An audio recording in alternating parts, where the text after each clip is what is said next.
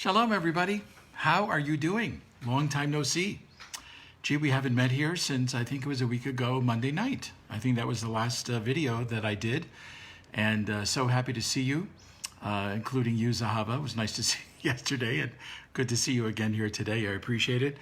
Thank you for the many messages that people sent saying, hey, we've been missing you and we look forward to today. So here we are, the first day of July.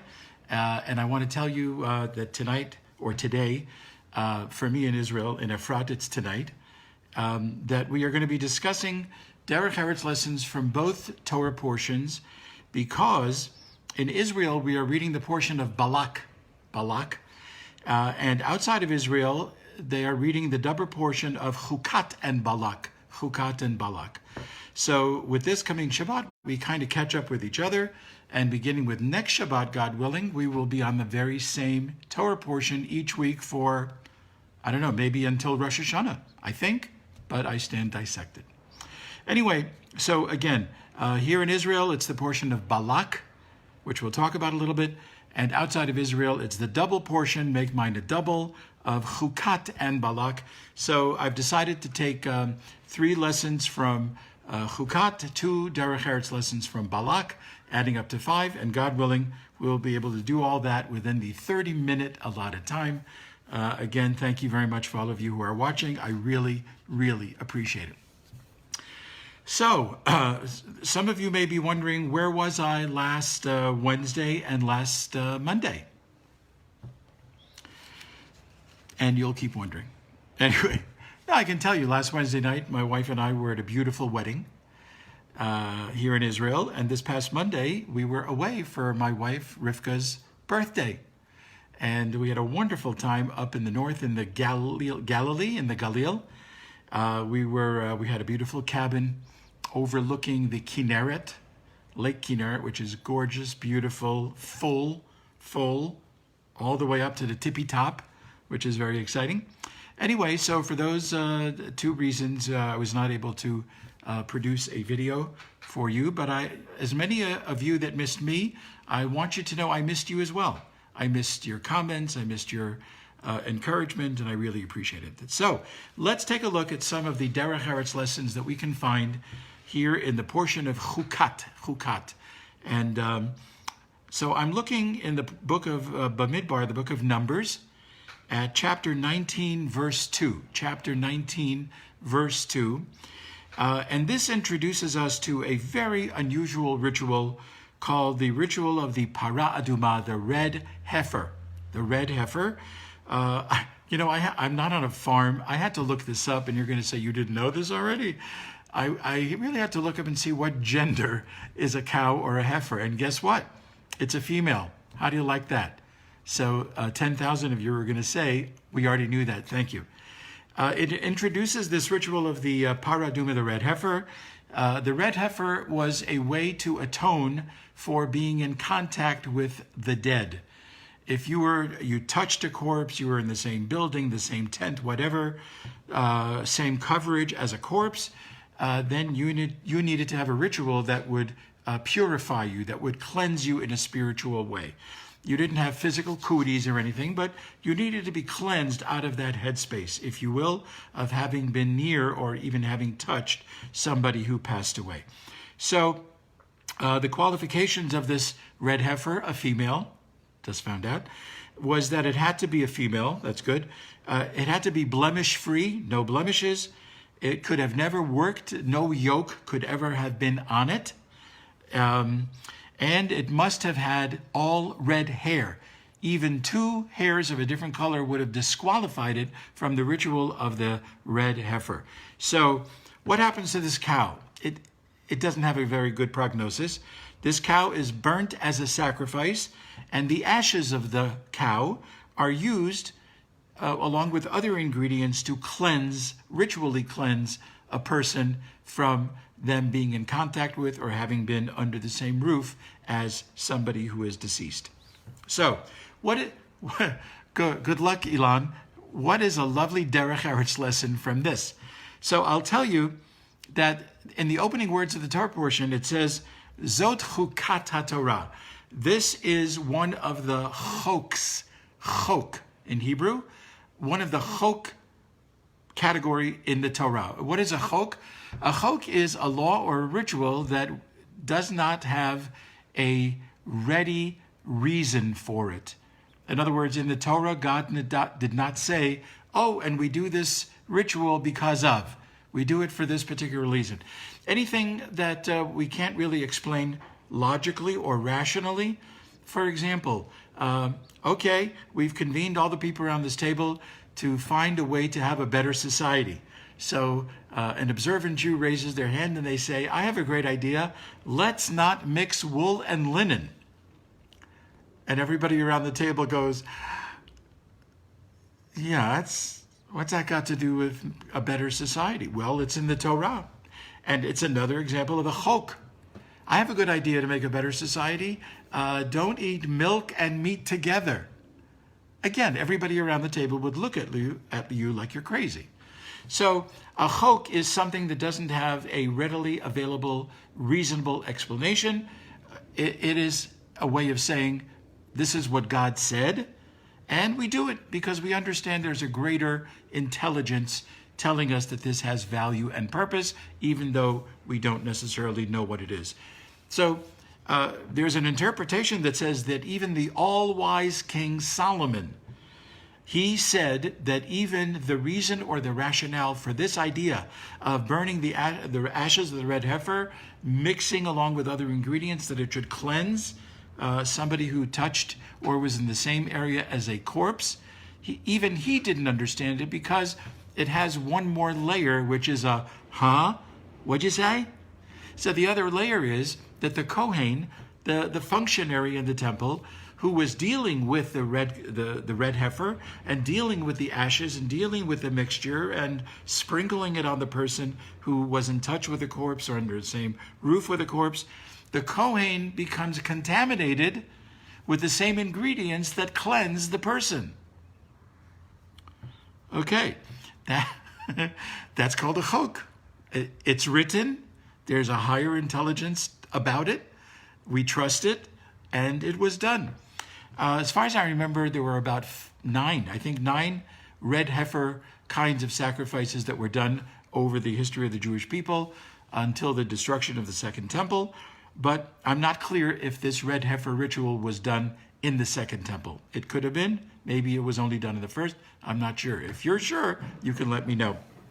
So, a strange ritual and very contradictory. The one doing it is contaminated. The one that they're sprinkling it on gets cleansed. It's the same thing. Why does it have these opposite effects? So here's Derech Eretz lesson number 1. And the sooner we learn this kind of Derech Eretz lesson, the better, I think. Here it is. We simply can't know everything. How do you like that?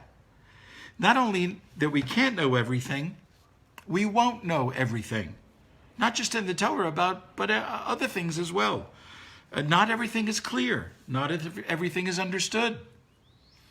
And we have to live with that kind of lack of clarity or lack of understanding. We will not understand everything that we ever think we will need to understand. There's a great phrase here in Israel. You go to a store and you say, hi, I heard that there's a discount here on, I'm making it up. I heard a discount here on teaspoons. And somebody says, well, there was a discount here on teaspoons, but somebody just a few moments ago took the last teaspoon with that discount. Oh, can I have a voucher for tomorrow so you can give me the discount tomorrow for these teaspoons? And they would say to you, no, we can't do that. And you say, why not? It was available today, and because you ran out, I can't get the discount on these teaspoons tomorrow. And they say, no, you can't. And you go, this is very Israeli. You say to them, why not? It sounds reasonable to you. Why not? And they say, there's a great line, kachazeh, which means that's just the way it is. You understand it, you like it, you get it, doesn't really matter. Kachazeh, that's the way it is. So, dear friends, Derech Eretz lesson number 1 today, the unexplainable chukim, these kinds of laws that don't seem to have a readily available or reasonable kind of a thought about it, it's a higher intelligence, and we go with it. This keeps us humble. We won't know everything. We don't know everything. That can keep us humble. And as we've learned many times here, humility is a great facet of Derech Eretz, that we don't know everything, and we may not ever know everything that we think we ought to know. You know? You know. Here's Derech Eretz lesson number 2. We're still in the portion of Chukat, and now we're in the book of Numbers, Bamidbar, chapter 19, verse 14. And it says as follows, Zot HaTorah, which literally means this is the Torah, but it can also mean Zot HaTorah, this is the way of the Torah. This is the way of the Torah, or this is what the Torah teaches. Adam ki yamut ba'ohel. When a person passes away in a tent, when somebody dies in a tent, the following rules and regulations will apply. So it's a teaching regarding, again, somebody who passes away in a tent. It concerns itself with a contamination, purification, various rituals to make sure that those people who are also in the tent get cleansed and purified, etc. However, the sages had a very different take on this. They said, yes, for sure, that's what it means, but it also means the following homiletic idea, which means it also means something on a deeper level that we can all learn from. So what did the sages say? They said, Zot HaTorah. This is how to maintain the Torah. This is how to keep the Torah going. Adam ki yamut ba'ohel. A person has to die in a tent in order to continue the Torah going and going throughout all eternity. How do you keep the Torah going? You have to die in a tent. Get it? Yeah. So let me explain what does that mean? To keep the Torah going, we have to die in a tent? That's a pretty big request. Here's what it means. It means to say that for the Torah to continue, the Torah values, the Torah study, for the Torah to continue to have importance and relevance and prestige, if we want to continue all that the Torah should mean what it meant to the Jewish people 3,300 and some odd years ago, and still today and until eternity, through the times of the Mashiach and maybe even beyond. You know how you keep the Torah going? You have to die in a tent for it. So here's what the sages meant, because I do not try this at home, okay? It does not mean this literally. It means to say the following. Again, the sages give an example about having to die in a tent for the continuity of the Torah. So the sages give the following example. They say, imagine a father and a mother. They're at home and they're both ready to do some Torah study, separately, together, listening to something, studying something, whatever it is. And they go into their office, they go into their study, another room where they can do this uninterrupted. And they whisper to their daughter, they say, if anybody comes to the door, ringing, knocking, whatever, and you feel like you have to answer it, first see who it is. And they whisper, here's what you tell the person. They whisper to the daughter. So, bing, bing, all of a sudden, here comes a doorbell ringing. Who is it? It's Avram Yankel. Very nice. Oh, she knows Avram Yankel. She recognizes the voice, opens the door. Hi, he says to the young lady. Hi, how are you doing? Are your parents home? So what does she say to the guy? Exactly what the parents whispered to her. Are your parents home? And she says, no, they died.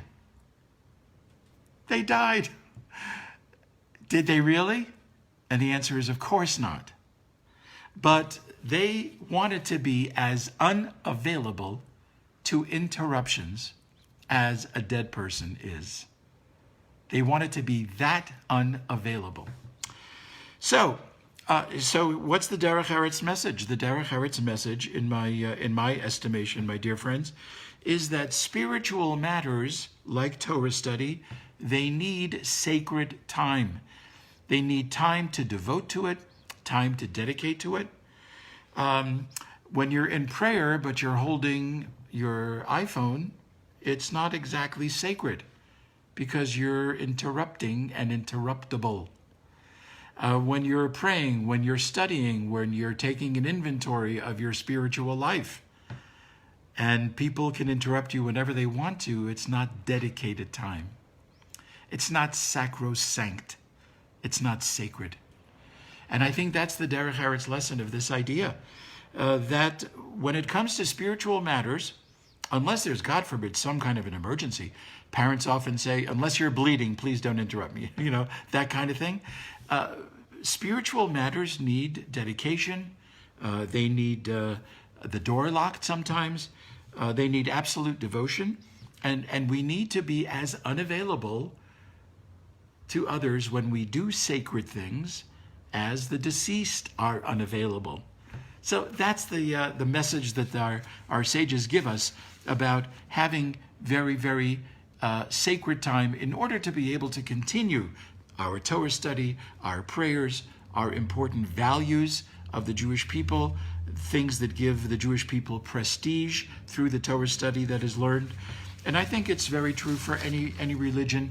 If you're watching and you're not Jewish, it applies, I think, to every religion, where if we're doing something spiritual and we're really intent on it and we're devoted to it, put the phone away, put other kinds of things away, and be as unavailable to others, as unavailable to interruption as the deceased is unavailable to pretty much anything.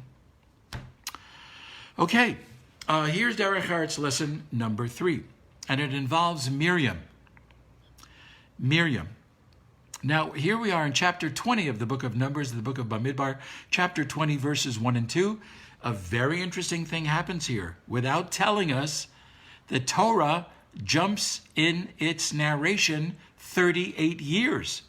When we hit chapter 20 of the book of Numbers, Bamidbar, the Torah has now jumped 38 years. So the Jewish people at this point are about a year away from entering the promised land. So here's what it says in chapter 20, verses 1 and 2. Vatamat sham Miriam. They traveled to a place called Kadesh. Of course, they're still not in the Holy Land.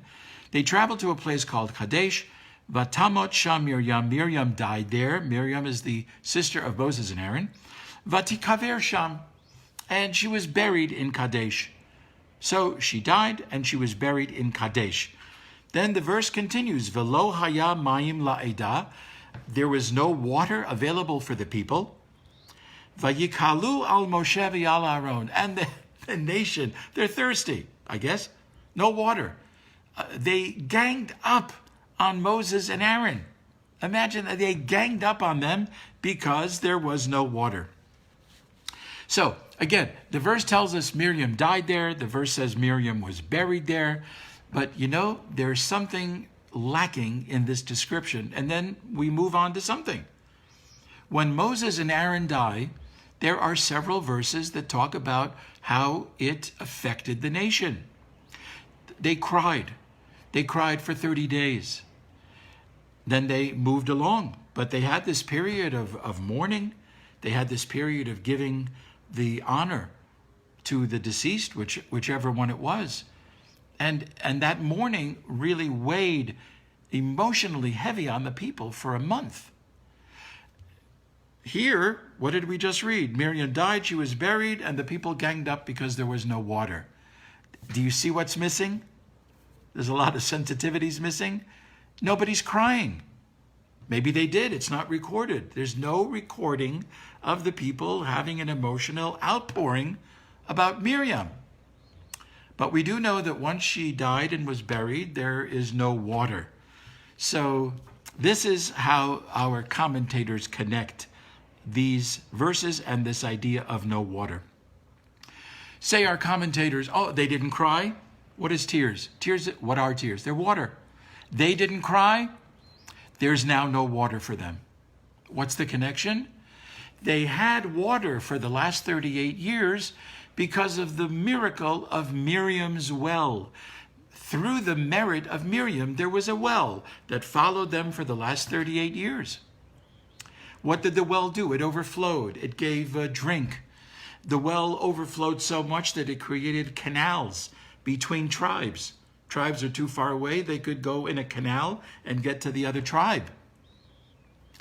The water of Miriam's well had healing powers, but basically it took care of the thirst of the Jewish people at that time. So it was because of Miriam that they had the well. And now that Miriam dies and they didn't cry, the well is taken away. And that's why they are thirsty, and that's why they gang up on Miriam. So in a sense, we learned this concept, I think, a couple of sessions ago. When God wants to correct us, he does so midah keneged midah, measure for measure. The punishment fits the crime. You didn't cry for Miriam, there's no water, and now there's no well. What's the Derech Eretz lesson in this, my friend? So to me, it's a very, very important one. It's important because it highlights something that we probably know. We probably heard this 1,000 times. How important it is to be appreciative and thankful. So here's the well of Miriam for 38 years. You know how easily you can kind of forget why the well is here? That even the well is here. It's been around for 38 years. You kind of take it for granted. That's right. And that's what our commentators say. They started taking her and the well and the reason why the well was there for granted. And so they needed something to kind of jar them out of this taking it for granted. And now they have no water, and now they might be saying to themselves, "Oy, gewalt, not only there's no water, we even didn't cry for Miriam because we probably took her and her water and her well for granted." And so this kind of ingratitude to Miriam and to the well and the water kind of comes back to bite them, and now there is no water to drink. I may have mentioned this once before, but in my morning davening, my morning prayers, there's a certain part in the Amidah where I stop for about 10 minutes and thank God for everything I can remember, that he did for me the day before, and everything I would love Hashem, I would love God to help me with during this day. 10 minutes, sometimes 15 minutes, just to thank, acknowledge, and to appreciate.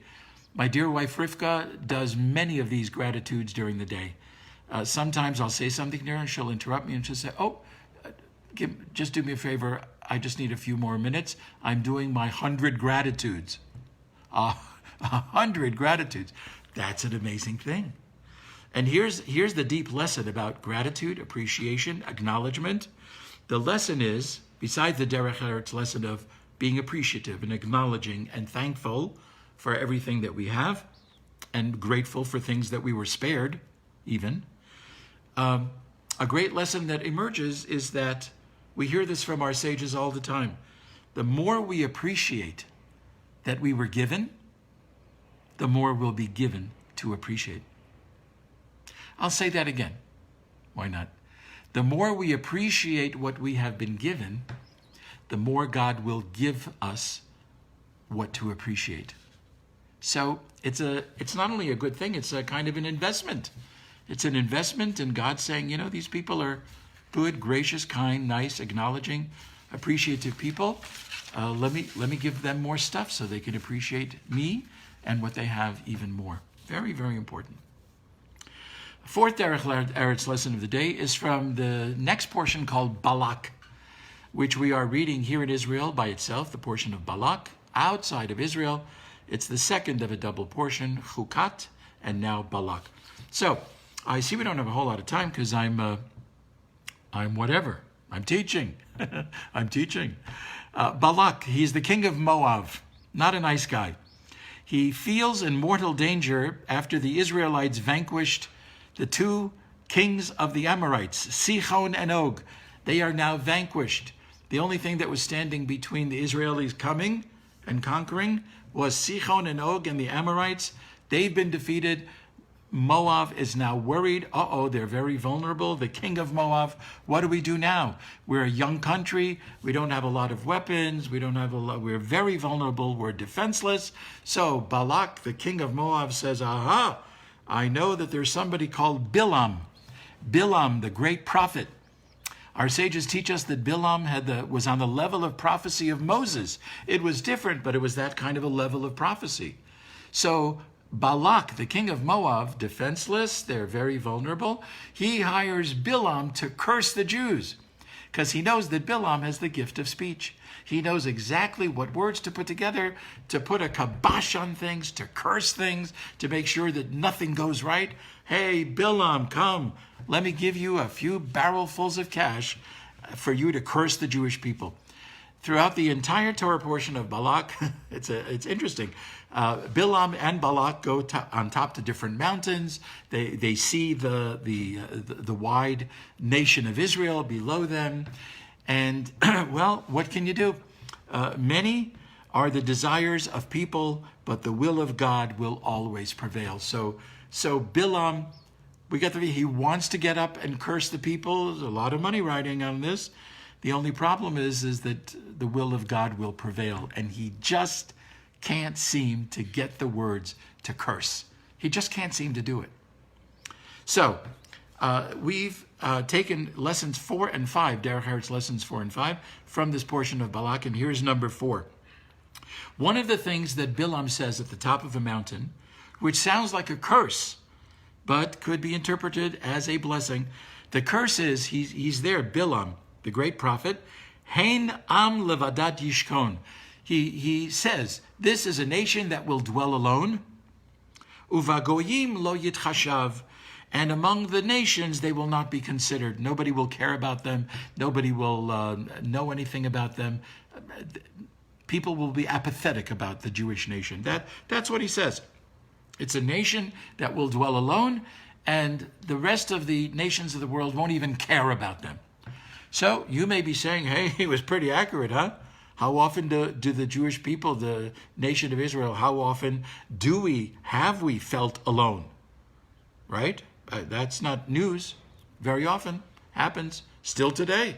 How many nations, how many people, how many government organizations, how many parties across the world hate the Jews, hate Israel, vote against it all the time, no matter what's going on? But there was a great rabbi called Rabbi Naftali Tzvi Berlin, Naftali Tzvi Yehuda Berlin, called the Netziv from Volozhin. And he said, I have a different take on this phrase from Bilam that turns it from a curse into a blessing. And here's what he said. He said, Hein am levadad. If this people will dwell alone, doesn't mean alone with nobody liking them. If this people will dwell in the way that it's supposed to be, if this people is genuine to itself, if this people will remain what they're supposed to be, if this people, the Jewish nation, will remain true to our God, true to our mission, true to our destiny, then we will yishkon, we will remain, we will survive. If we remain true to who we're supposed to be, we will survive. That's an interpretation of this rabbi from Volozhin. But he says, uvagoyim. However, if we don't maintain our own Jewish integrity, and all we seek to do is be like the nations, all we want is to be loved by the nations, all we want to do is to change our ways so we can be assimilated by the nations, if we are going to be the people of the book and we can forget the book, says the rabbi from Volozhin, Lo yitchashev, among the nations of the world, we will not be accounted. What does that mean? We will be ignored because of our counterfeit existence. Basically what he's saying, and this is the Derech Eretz lesson, to be true to who we are. You and me as individuals, but us as a nation, to contribute to the nation to be genuinely Jewish. Not to assimilate and be like others, to be who we're supposed to be, who we're meant to be. And it's a very, very important Derech Eretz lesson about being ourselves, individually and as a nation, to be genuine, to be proud, and to be authentic. And if we're not, this is what the rabbi from Volozhin says, the Netziv, if we're not authentic, we will not be honored by the nations. Very interesting. We would think quite the opposite. You know, the more we become like others, the more we'll be loved. And what this rabbi is saying, he's not the only one, is no, we will be loved for being who we are, and we'll be loved for who we're meant to be. And that's, I think, a very important Derech Eretz lesson. Last lesson, dear friends, comes from chapter 24, verse 5, again from the Torah portion of Balak. Here's another beautiful thing that Bilam the prophet says. Matovu ohalecha Yaakov. How beautiful are your tents, O Jacob, mishkenotecha Yisrael, and your sanctuaries, O Israel. How beautiful they are. So here again, here's the prophet Bilam with the king of Moab, Balak. They're at the top of a mountain. Balak is praying, hoping, I'm giving this guy a lot of money. I hope he flings a few curses at these people. All he seems to be doing is like saying niceties. Like, what's going on here? Not doing a good job. And here is Bilam saying about the Jewish people, how beautiful are your tents, how lovely are your sanctuaries. A lot of different interpretations about that line. But basically, Bilam says, I believe it's Rashi, maybe other commentaries. What is Bilam reacting to? He's reacting to the fact that from this mountaintop, he sees the entire way that the encampments of the Jewish people are. And he notices that anybody walking out of their own tent is going to be close to somebody else's tent. You know, there's millions of people there in this desert. But he notices that there is such a high level of modesty that anybody going out of their tent will not be able to see the front door or an open door or an opening into what's going on in the other tent. This is what Bilam notices. This is what catches his attention. This is, in a sense, kind of what makes him emotional. How beautiful this sense of privacy and modesty and sensitivity about the lives of others. We're not here to be like, what was her name in Bewitched? Mrs. I forget her name, but I'll think of it 4 o'clock in the morning. She was always looking at what was going on across the street. And that's the opposite of what Bilam the prophet noticed. That's the exact opposite. He noticed how careful the Jewish people were about the modesty, the sensitivity, and the privacy of their neighbors and their friends. And I think, to me, that's the Derech Eretz lesson number 5 of today, that there is an intense value of modesty. There is more beauty, in my opinion, often more beauty in what is hidden than in what is revealed.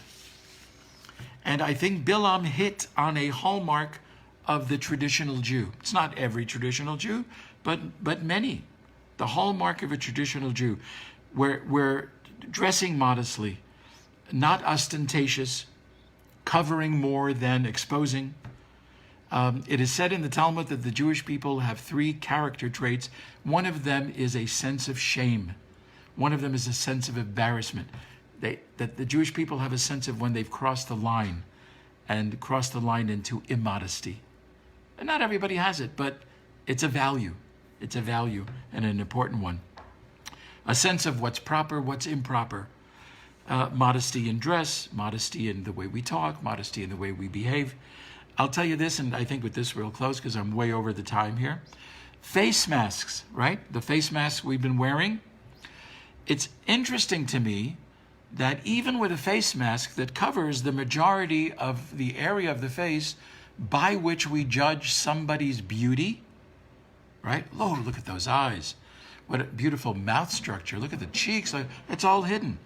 But what remains revealed, I find, I don't know if you find this, you'll let me know, what remains revealed when people are wearing their masks still gives an indication of the likelihood that that person is a beautiful person. And it's just from here up, right? It's from here up, a little bit of the eyes, hair, how the hair flows. I remember many years ago in Baltimore, I met a group of individuals where the women, were about 50 people, 25 women, 25 men, married to each other, women to the men. And the women, I felt, were stunning. They were stunning. So you say, okay, women were stunning. How interesting is that? I say that because all the women had veils. I couldn't see a thing except their eyes. And you know something? You know this. Eyes communicate very well. All I could see was their eyes, and they were, in my opinion, stunning women. So you would say they're stunning because of their eyes? Well, okay, there's the hidden, there's the revealed. One can be very, very stunning, even being hidden.